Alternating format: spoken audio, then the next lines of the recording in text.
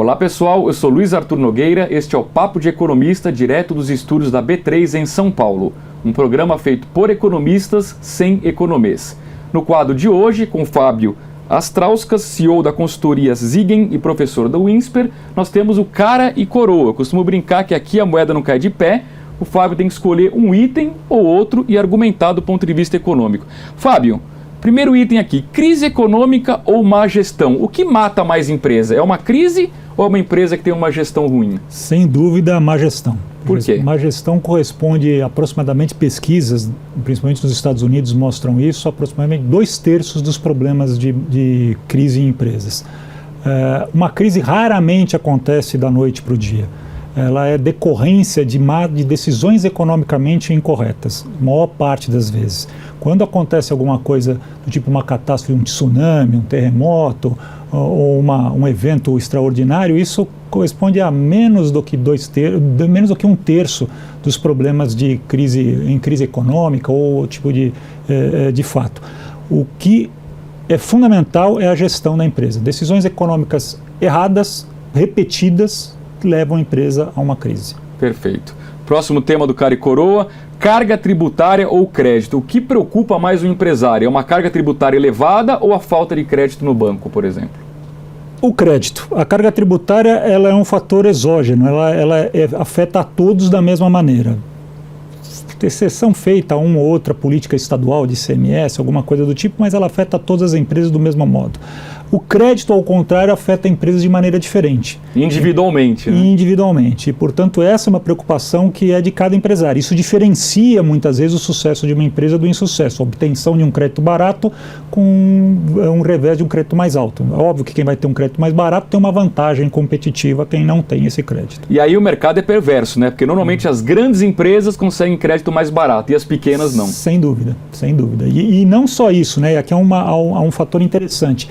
Aquelas que têm uma regularidade, que não têm inadimplência tributária, têm acesso a crédito governamental subsidiado. E as que não têm o CND, que não têm a certidão negativa de débitos, regra geral, estão expelidas desse juros mais barato e, portanto, vão ter crédito mais caro. Mais caro, perfeito. Próximo item do Cara e Coroa. O que é melhor para uma empresa? Ter a equipe 100% própria, todos os funcionários contratados ou terceirizar algumas áreas? Numa situação de crise, a terceirização é um fator de diferenciação importante a ser levado em consideração para a recuperação da empresa. A equipe própria traz custos fixos, a terceirização, custos variáveis. Se você está com a sua empresa em queda de faturamento, o custo variável caindo o faturamento, cai também o custo variável, você consegue segurar melhor uma situação de crise. Numa situação de crescimento, no entanto, a equipe própria pode fazer mais sentido. Por isso que a gente vê várias vezes um ciclo, né? Às vezes está na moda terceirização, às vezes está na moda internalizar. E isso depende muito do ciclo econômico. Agora, qual é o limite da terceirização? A atividade fim, que foi até um tema polêmico, debatido, é razoável você terceirizar a sua atividade fim? Essa é uma pergunta interessante. Eu não acho razoável estrategicamente na maior parte das vezes. É importante que a empresa, na sua atividade fim, ela tenha um know-how, um conhecimento específico próprio e não terceirizado. Perfeito. Vamos lá, mais um Cara e Coroa aqui. Capital aberto ou capital fechado? Qual é a melhor empresa? Ou não existe isso? Não existe. Eu acho que o capital abaixo não, né? O capital aberto ele é para empresas que já atingiram um porte e um tamanho de empresa que permite que ela possa negociar suas ações em bolsa, que ela tenha custos dessa negociação menores. É um processo ainda caro, embora venha sendo bastante incentivado no Brasil, e a B3, inclusive, faz um trabalho bastante forte nesse sentido, mas a empresa de capital fechado, elas têm algumas vantagens até do ponto de vista de legislação ainda, né? Então, isso faz com que a gente tenha um empate técnico entre as duas. Perfeito. E o último item aqui, empresa familiar ou empresa profissional? Necessariamente uma empresa familiar é pior do que uma empresa profissional?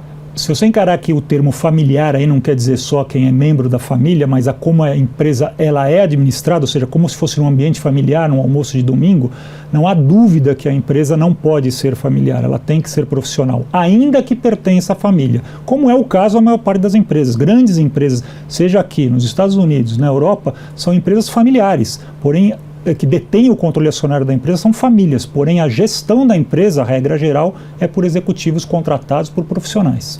É melhor, via de regra, você contratar um profissional para o cargo de CEO, por exemplo?